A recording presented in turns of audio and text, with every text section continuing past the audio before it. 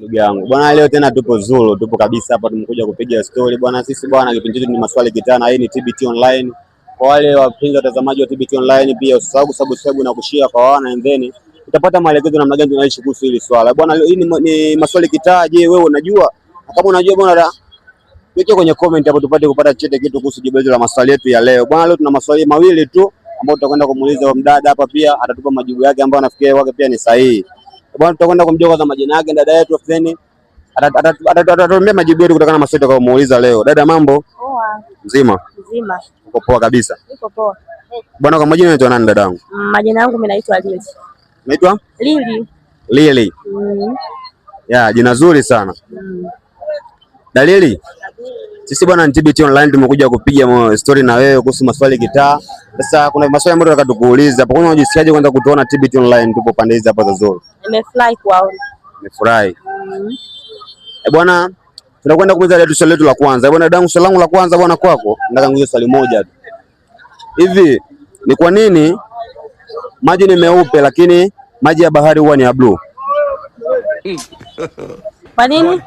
Ni kwa nini maji ni meupe lakini maji ya bahari huwa ni ya blue? Aidha maji ya ziwani au bahari huwa ni ya blue. Kwa mimi ninavyojua maji ya ziwani sio ya blue. Maji ya ziwani meupe tu. Meupe? Kama maji mengine tu. Tufafanulie sasa hapo, maji ya ziwani meupe. Hapo nimeshindwa. Lingine? Umeshindwa? Hilo nimeshindwa. Sasa mimi nataka unijibu kwanza ile tumalize. Yaani ni kwa nini maji ya ziwani au baharini huwa ni ya blue? Na kati ya asili ya maji ni meupe, ni kwa nini huwa ni ya blue?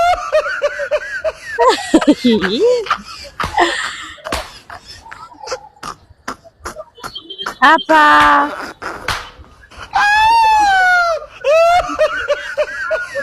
maji ya ziwani kwa nini ni ya blue?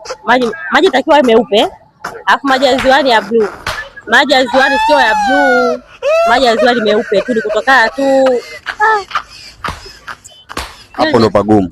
Hapo ndo pagumu, sio nielezeaje? Sijui elezeaje yani. Sijui elezeaje, nimenishinda hilo. Nimekushinda. Nimeshinda. Swali la pili. Nalisikia.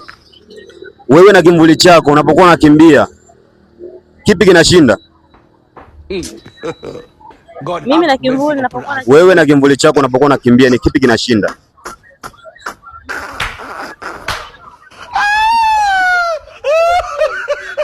Anashinda ni mimi. Unashinda ni wewe. Wewe na kimvuli chako. Mimi nipo hapo popote pale. Kwa hiyo mimi nikiwa nakimbia lazima kile kinanipata mimi. Ile kinanipata mimi. Kwa hiyo kimvuli ndio mimi mwenyewe. Wewe na kimvuli, wewe ndio unashinda. Yaani hapo hamna kimvuli. Kwa kimvuli tuseme kama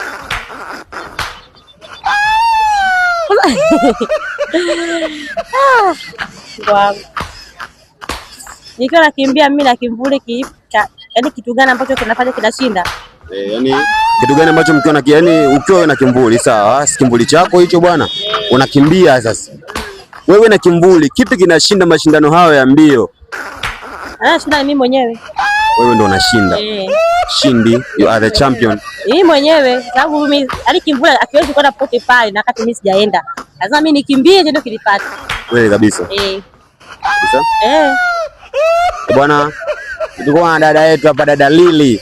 Tatujibu maswali yetu bwana, anakuambia kimvuli chake bwana na yeye mwenyewe wakikimbia yeye ndo wa kwanza kushinda, kwa sababu kimvuli bila yeye si chochote. Pia tunaanza swali letu la pili, anatuambia kwamba bahari ni nyeupe, itabaki kuwa nyeupe. Ile si rangi ya blue na nini na nini.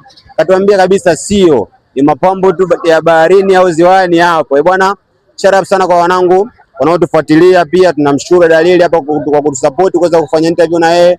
Bwana, ulikuwa nasi TBT Online kutoka Zulu mkoani Kigoma. Bwana, shout out sana kwa wanangu wanaotufuatilia, na hii ni TBT Online.